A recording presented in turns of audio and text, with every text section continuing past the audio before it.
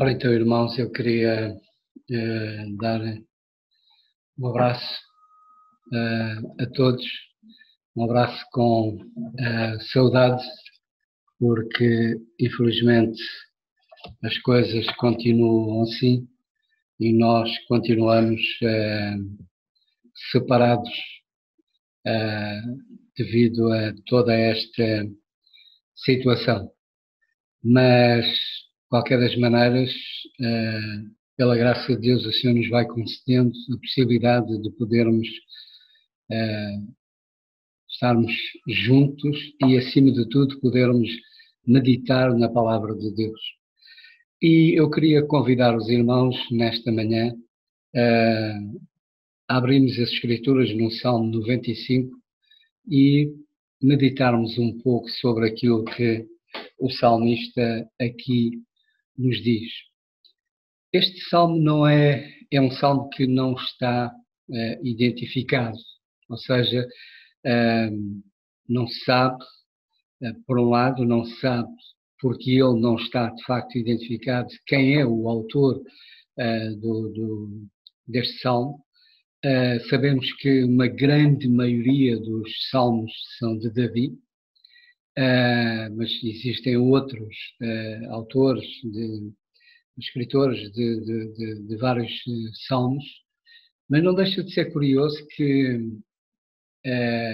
na carta aos Hebreus, no capítulo 4 e verso 7, estamos a falar da carta aos Hebreus, uma carta que também não está assinada, e, portanto, todos nós, ou a grande maioria, crê que, de facto, o autor da carta aos Hebreus é o apóstolo Paulo, através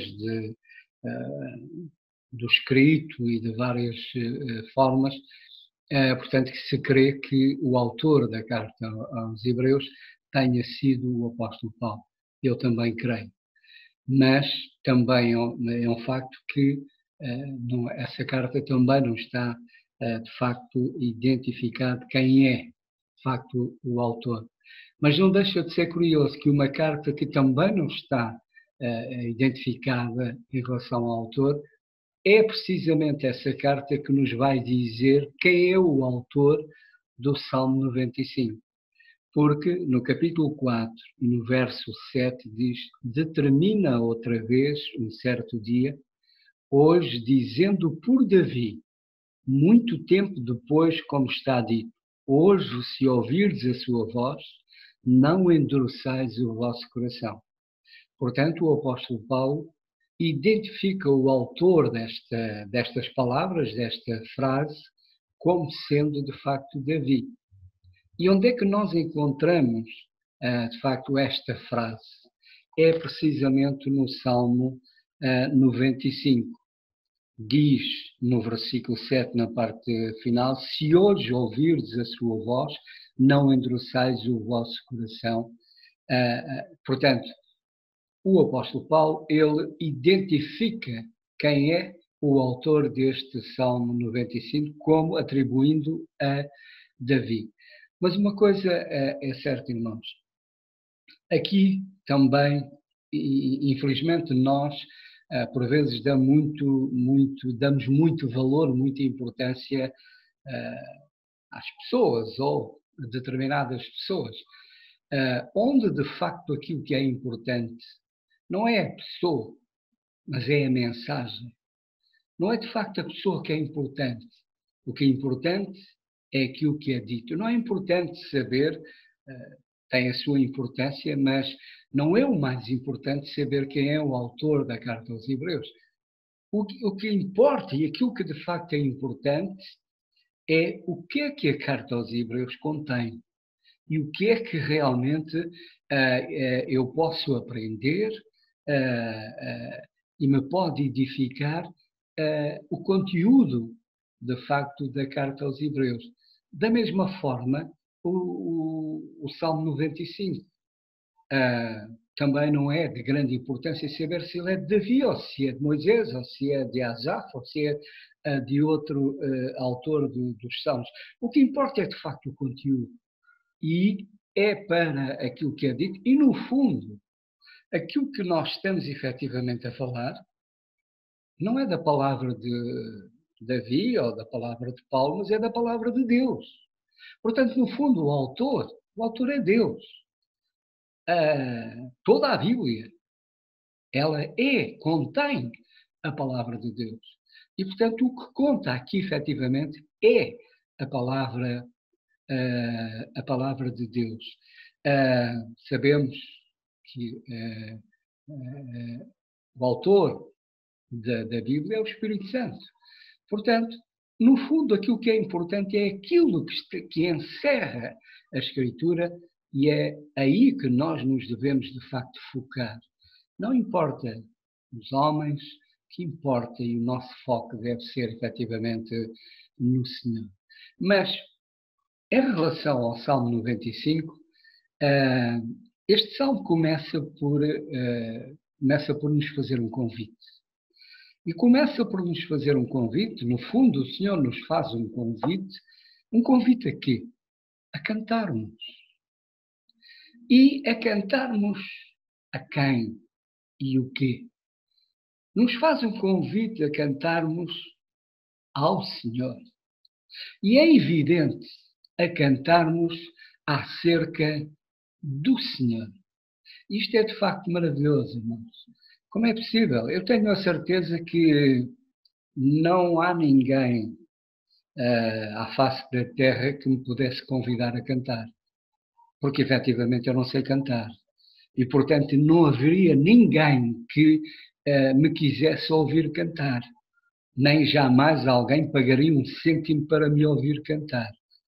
Mas o que é fantástico é saber que o meu Deus, o Deus Todo-Poderoso, o Criador dos céus e da terra, Ele gosta de me ouvir cantar. Não é aquilo a forma como eu canto, não é, o que é que eu sinto, qual é o objetivo quando efetivamente canto. Estamos a cantar para Deus, estamos a cantar a Deus, e estamos a cantar acerca de Deus, que jamais algum de nós, quando, independentemente de sabermos ou não sabermos cantar, uma coisa é certa: Deus gosta de nos ouvir cantar. Porque ao cantarmos, nós manifestamos e expressamos o sentimento, aquilo que nós sentimos acerca do Senhor. E quando cantamos, permita ao Senhor que nós cantemos efetivamente ao Senhor e para o Senhor. Não haja a intenção em nenhum de nós, e aqui o perigo será mais naqueles que, de facto, até têm voz para cantar, mas que nunca tenhamos a atitude de exibição. Estamos a nos exibir. Não. Que sempre cantemos, aliás, como inclusivamente a palavra de Deus nos diz, que tudo quanto fazemos, façamos como para o Senhor e não aos homens. Mas tudo quanto façamos como ao Senhor. E, portanto, quando nós cantamos, não seja numa forma e numa atitude de exibicionismo, de mostrar que eu sei cantar, mas sim mostrar do gozo e alegria que vai no meu coração por eu ser um filho de Deus. Por de facto ser amado por Deus da forma como sou amado. E por isso eu canto. E o que é realmente, e repito, o que é de facto fantástico, é que o Senhor, Ele quer me ouvir cantar. Cantar louvores ao seu nome. E o salmista diz: vinde, cantemos ao Senhor. Cantemos de que forma? De que forma é que nós realmente devemos cantar? E o salmista diz: com júbilo, com alegria.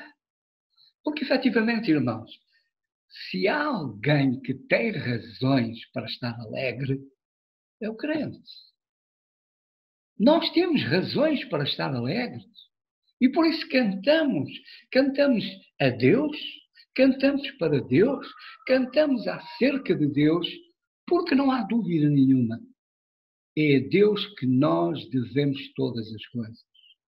Hoje somos aquilo que somos e pela graça de Deus somos filhos de Deus. Somos cidadãos dos céus. Temos, na verdade, uma eternidade gloriosa. E temos Deus está presente na nossa vida. Portanto, se há alguém que tem razões para cantar, somos nós. E o salmista diz: cantemos com júbilo à rocha da nossa salvação. Cantemos ao Senhor Jesus Cristo, aquele que de facto é o nosso Salvador, em quem está firmada a nossa salvação. Ele é uma rocha inabalável. É uma rocha inabalável. Uma rocha que ele foi desprezado por todos. E, de facto, irmãos, foi desprezado por todos. Mas, para nós, como diz o apóstolo Pedro, na primeira carta de Pedro, no capítulo 2, na primeira carta de Pedro, no capítulo 2, e no versículos 3 e 4, diz: se é que já provaste que o Senhor é benigno, chegando-vos para Ele, a pedra viva, reprovada na verdade pelos homens, mas para com Deus eleita e preciosa. Vós também, como pedras vivas, sois edificados casa espiritual e sacerdócio santo, para oferecer sacrifícios espirituais agradáveis a Deus por Jesus Cristo. Pelo também na Escritura se contém: eis que põe em Sião a pedra principal da esquina, eleita e preciosa, e quem nela crer não será confundido. Assim para vós, os que credes, é preciosa, mas para os rebeldes, a pedra que os edificadores reprovaram, essa foi a principal da esquina. É uma pedra de tropeço e rocha de escândalo para aqueles que tropeçam na palavra, sendo desobedientes, para o que também foram destinados. Portanto, irmãos, o apóstolo nos diz que, chegando-nos para ele, pedra vir reprovada, na verdade, pelos homens, mas para com Deus, eleita e preciosa. E, portanto, irmãos, o Senhor Jesus Cristo, Ele é a rocha da nossa salvação. A rocha que foi, de facto, rejeitada pelos homens, mas aprovado por Deus, porque fez uma obra tremenda, a obra da cruz. E sem esta obra realizada na cruz do Calvário, certamente nós não teríamos razões para cantar, nós não teríamos razões para estar alegres, nós não teríamos razões para, de facto, louvarmos o nome de Deus. Mas porque o Senhor Jesus Cristo, Ele, em obediência ao Pai, Ele cumpriu todo o plano de Deus, e ali na cruz do Calvário, Ele, de facto, foi ali entregue às mãos dos homens, e ali Ele cumpriu toda a vontade de Deus, toda a justiça de Deus. E por isso nós nele temos uma salvação completa, uma salvação perfeita. E em Jesus Cristo nós temos algo que é realmente seguro. Não há sítio mais seguro do que numa rocha. Por isso, nas Escrituras nós fala-nos daquele que constrói a sua casa na rocha, a diferença entre o que constrói a sua casa na rocha e aquele que constrói a sua casa na areia. O que constrói a sua casa na rocha está seguro. Vêm os temporais, vêm os vendavais, mas a casa mantém-se, porque está firme, está assente sobre a rocha. Agora, aquele que constrói, como infelizmente vemos no nosso país e não só, as pessoas constroem quase na areia e depois vêm os temporais, vêm os vendavais e o que é que acontece? A casa desmorona-se, porque não há segurança. Por isso nós temos uma salvação segura, uma salvação completa e uma salvação que realmente é inabalável. É completamente segura. Ele é a rocha da nossa salvação. Para nós, esta rocha é preciosa, porque é a Ele que nós devemos, de facto, todas as coisas. Por isso, Ele é digno que cantemos, que o louvemos. E por isso, o salmista, ele nos exorta a cantar ao Senhor, no fundo, cantar para o Senhor e cantarmos acerca do Senhor. E cantemos com júbilo, com alegria, com gozo nos nossos corações, exaltando o nome que é sobre todo o nome, o nome do Senhor Jesus Cristo, que é de facto a rocha inabalável sobre a qual nós estamos firmados, está firmada a nossa salvação. E o salmista continua e diz: nas suas mãos, porque o Senhor é Deus grande e Rei grande, acima de todos os deuses. Nas suas mãos estão as profundezas da terra e as alturas dos montes são suas. Seu é o mar, pois ele o fez, e as suas mãos formaram a terra seca. Portanto, nós estamos a falar e somos convidados a falar, a cantar para o Deus Todo-Poderoso, o Criador dos céus e da terra. E é impressionante como aquele que criou todas as coisas, ele se importa comigo, ele se importa contigo. E mais ainda fascinante, é ele me convidar a cantar para ele, a louvá-lo, a cantar. De facto, como eu disse no princípio, certamente ninguém está interessado em me ouvir cantar, mas o meu Deus, Ele gosta de me ouvir cantar.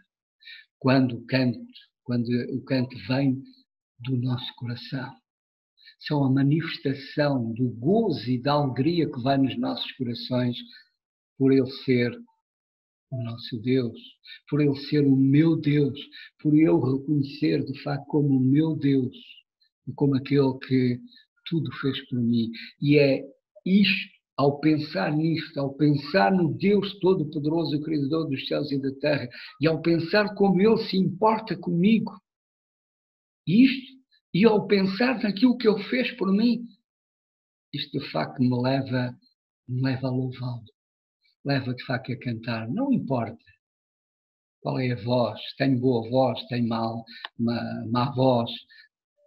Deus tem prazer em me ouvir.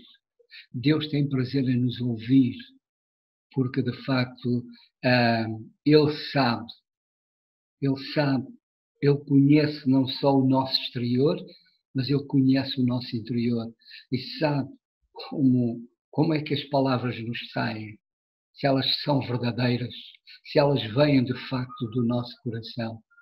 E por isso que o Senhor olhe para nós e de facto, irmãos, se alegre por ver a nossa alegria, por ver o nosso cântico, porque é o sentimento, é a manifestação do gozo e da alegria que vai efetivamente nos nossos corações, reconhecendo que Ele é Deus grande, mas reconhecendo que na sua grandeza Ele teve misericórdia de mim, Ele olhou para mim, Ele se interessou por mim, Ele me amou, e me amou ao ponto de dar o seu Filho para morrer na cruz, em meu lugar. Por isso, irmãos, de facto, um Deus assim merece ser louvado, merece ser cantado e merece que cantemos efetivamente para Ele. Mas o salmista, ele volta Ou seja, ele reforça este convite. Ele convida-nos, ele começa o salmo convidando-nos a cantarmos. E a cantarmos ao Senhor, cantarmos para o Senhor e cantarmos acerca do Senhor. E agora, o salmista, ele reforça este convite e diz-nos, ouvinte, adoremos, prostremos, ajoelhemos diante do Senhor que nos criou. Agora esse convite é reforçado e ele nos diz, vinde, adoremos, adoremos o Senhor. Este é um salmo que é também lido com alguma frequência na ceia do Senhor. Não há dúvida que é um dos cultos de adoração por excelência, a ceia do Senhor. Porque é na ceia do Senhor que o nosso foco ali naquele momento é o Senhor. É nele que pensamos. É para ele que vai o nosso pensamento. É para ele que vai a nossa gratidão. Porque ali, quando estamos perante a mesa do Senhor, quando estamos perante o pão e o vinho, nós nos lembramos daquilo que nós éramos e daquilo que nós somos hoje.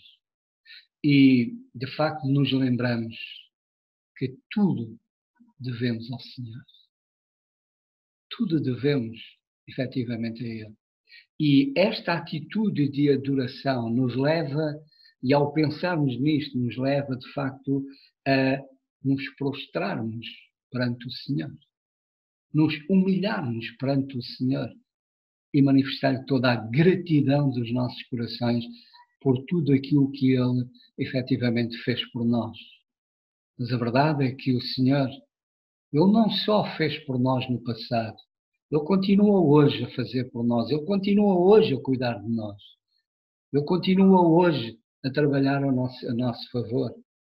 Conforme lemos nas Escrituras, o Senhor só unicamente descansou um dia.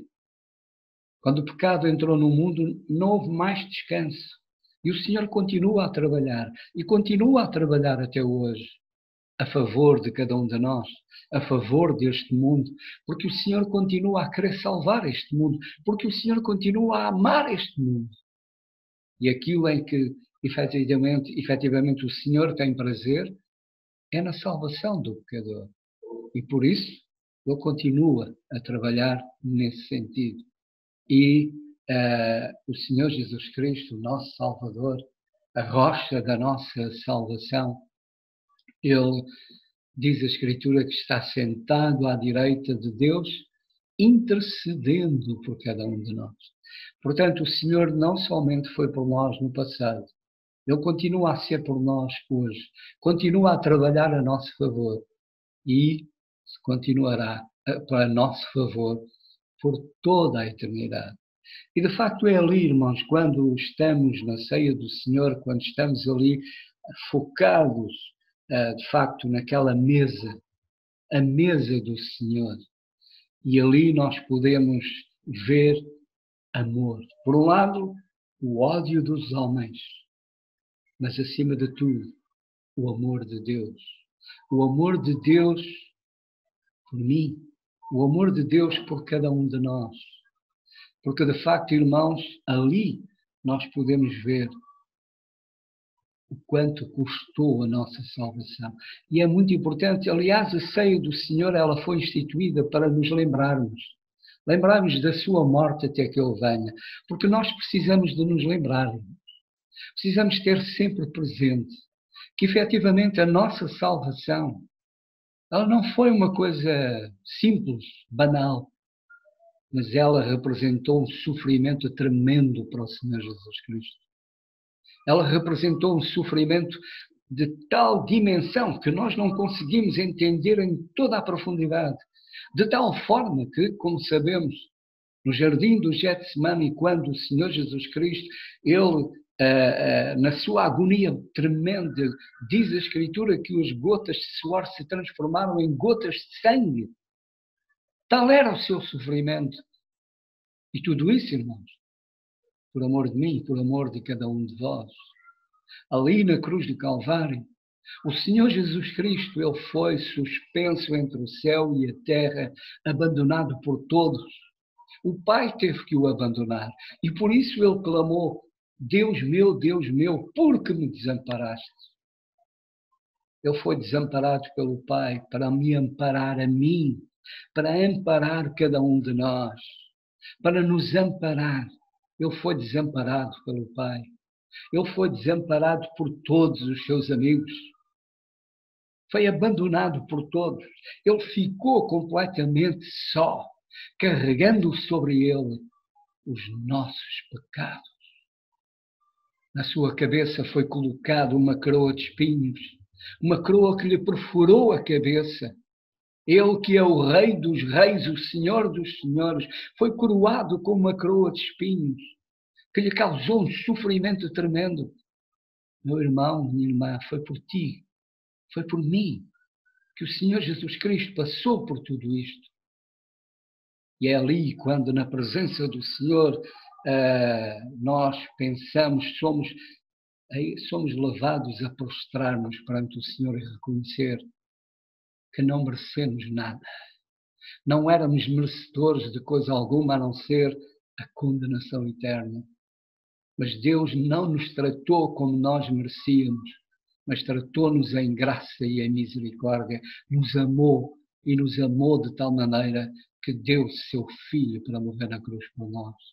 Portanto, ao pensarmos nisto, e é importante que tenhamos sempre isto bem presente na nossa mente, porque efetivamente a obra da salvação, a obra da cruz não foi uma coisa fácil, mas representou um sofrimento atroz para o Senhor Jesus Cristo, para que nós hoje possamos ter gozo e alegria, para podermos cantar com gozo e alegria nos nossos corações, porque estamos salvos, porque temos comunhão com Deus, porque realmente temos paz com Deus, desfrutamos da paz de Deus, para que tal possa acontecer, para que tal pudesse ser possível.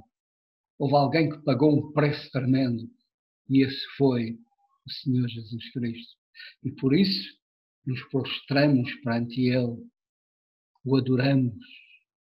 Mas, irmãos, a nossa adoração ao Senhor, ela não se limita apenas àquela hora, ou à meia hora, 45 minutos, não. A nossa adoração, ela deve ser todos os dias, todo dia, todo momento. Ela deve ser toda a nossa vida. Toda a nossa vida deve ser um perfeito louvor ao Senhor, deve ser vivido de forma de ser um perfeito louvor ao Senhor. Toda a nossa vida ela deve ser uma vida de adoração ao Senhor. Ali, durante aquele tempo, nós estamos focados no Senhor, na sua mesa. Mas quando saímos dali, nós devemos continuar focados no Senhor. E, de facto, em tudo o que fazemos, em tudo o que dizemos, deve ser, de facto, em adoração ao Senhor. Uma vida de adoração, de exaltação do nome do Senhor. Nós lemos nas Escrituras, quando eram oferecidos os animais em sacrifício, diz-nos que aquele fumo, aquele cheiro chegava à presença do Senhor como algo agradável. Que assim seja a vida de cada um de nós, porque um Deus que nos ama desta forma não merece menos do que isso. Que seja adorado pela nossa vida. Não adoremos o Senhor apenas uma hora, mas adoremos o Senhor sempre. Toda a nossa vida seja de adoração, de consagração verdadeiramente ao Senhor. Nós, o salmista, ele agora fala de Ouvide, adoremos e prostremos, ajoelhemos diante do Senhor que nos criou, porque Ele é o nosso Deus, e nós, povo do seu pasto e ovelhas da sua mão. Ele é o nosso Deus. Eu posso hoje dizer que Ele é o meu Deus. Mas eu fiz alguma coisa para isso? Não. Ele é o meu Deus, eu hoje sou o povo seu, sou ovelha do seu pasto. Não que eu tenha feito alguma coisa, mas tudo devo a Ele. Tudo devo a Ele. E se eu devo tudo a Ele, o Deus que me deu tudo, o que é que Ele merece da minha parte?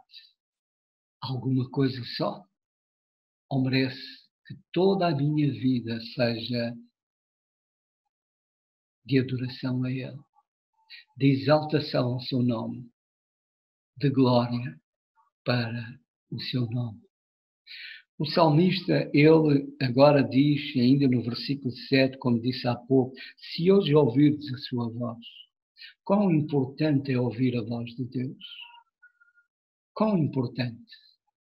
E ele dá-nos aqui um exemplo em relação ao seu povo terreno, a Israel, que, infelizmente, e a verdade é que nós não somos melhores nem somos piores, somos feitos da mesma massa, da mesma matéria. Mas a verdade é que a nação de Israel, o povo terreno de Deus, ouvia a voz de Deus. Quantas vezes o Senhor lhes falou? A importância de ouvir, se hoje ouvires a voz de Deus, o que é que vais fazer com aquilo que ouves? Aquilo que Deus te fala, aquilo que Deus te diz, qual é a importância? O que é que isso significa para ti? O que é que isso significa para mim? No livro de Êxodo, no capítulo 17, no livro de Êxodo, capítulo 17, e no versículo 1 diz: depois toda a congregação dos filhos de Israel partiu do deserto de Sim pelas suas jornadas, segundo os mandamentos do Senhor, e acamparam em Refidim. E não havia ali água para o povo beber. Então contendeu o povo com Moisés e disse: dá-nos água para beber. E Moisés lhe disse: por que contenteis comigo? Porque tentais ao Senhor. Tendo, pois, ali o povo sede de água, o povo murmurou contra Moisés e disse: por que nos fizeste subir do Egito para nos matares de sede a nós e aos nossos filhos e aos nossos gado? E clamou Moisés ao Senhor, dizendo: que farei a este povo? Daqui a pouco me apedrejarão. Então disse o Senhor a Moisés: passa diante do povo e toma contigo alguns dos anciãos de Israel, e toma na tua mão a tua vara com que te feriste o rio e vai.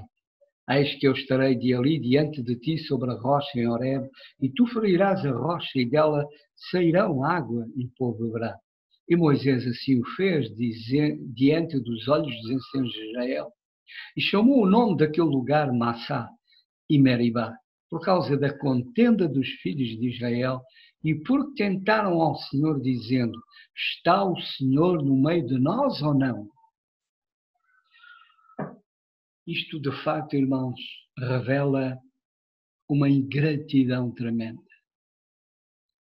Eles que viram o poder de Deus, viram o poder de Deus libertando-os lá do Egito, viram o poder de Deus quando o Mar Vermelho se abriu, viram o poder de Deus suprindo as suas necessidades diariamente, e ainda têm a ousadia de perguntar: está o Senhor no meio de nós ou não? Ainda têm a ousadia de dizer: porque nos fizeste subir do Egito para nos matares de sede, a nós e nossos filhos e ao nosso gado. Portanto, estavam a dizer: mais valia termos ficado lá no Egito. Tiraste-nos no Egito para quê? Para virmos morrer aqui no deserto. Estamos com sede. Mas foi para isso que o Senhor os tirou? Qual foi a promessa que o Senhor lhes fez? que lhes tinha preparado uma terra que manava leite e mel. Portanto, não era para os matar no deserto. Portanto, estavam a pôr, a duvidar do poder de Deus. Estavam a duvidar do poder de Deus. E esta pergunta é de facto tremenda. Está o Senhor no meio de nós ou não? Irmãos, será que nós nunca fizemos também esta pergunta? Em momentos de dificuldade, momentos às vezes menos agradáveis, menos bons, e chegamos a pensar ou por vezes dizer: está o Senhor comigo ou não? Está o Senhor comigo ou não? A pôr em dúvida. Pôr em dúvida o quê? Quando fazemos isto, estamos a pôr em dúvida a palavra de Deus. Se hoje ouvirdes a minha voz, quão importante é estarmos atentos à voz de Deus. Quão importante. E ao ouvirmos a voz de Deus, a nossa atitude deve ser de confiar. Confiar na palavra de Deus. Deus não é homem para que minta. Deus não é homem para que hoje diga uma coisa e amanhã diga outra. A palavra do Senhor nos diz: não te deixarei, nem te desampararei. Eu estarei contigo. Ainda que tenhas que passar pelo vale da sombra da morte, tu estás comigo. Isto é adoração. É exaltar, é confiar no Senhor. É esperar no Senhor. Isto é, de facto, depender do Senhor. Isto é adorar o Senhor. É dizer claramente: Senhor, eu confio em Ti. Eu confio em Ti. Tu és o meu Deus, o Deus que me salvou, o Deus que me amou, e me amou ao ponto de dar o seu Filho para morrer na cruz por mim. Quem sou eu? Quem sou eu para receber tudo isto de Deus? Eu confio em Ti. Haja o que houver, eu confio em Ti. Eu espero, na verdade, em Ti. E, portanto, dessa forma, nós estamos realmente a confiar, a esperar no Senhor e a olhar e a reconhecer toda a sua grandeza, todo o seu poder e a termos a atitude certa no sentido de vivermos na sua dependência, reconhecendo a nossa fraqueza, reconhecendo a nossa pequenez e reconhecendo que, de facto, temos chegado até aqui pela graça de Deus. Somos aquilo que somos pela graça de Deus.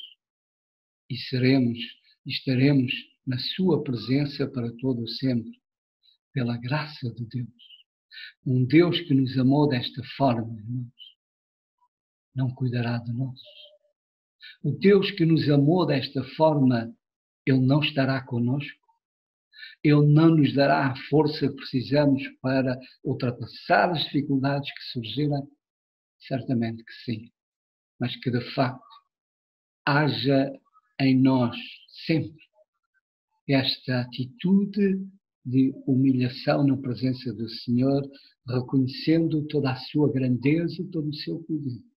E reconhecendo que hoje somos povo seu, somos ovelhas do seu rebanho, porque o Senhor nos amou, porque o Senhor, de facto, Ele se interessou por nós e não descansou enquanto não nos salvou, não nos conquistou para si. E hoje, pela sua graça, somos seus.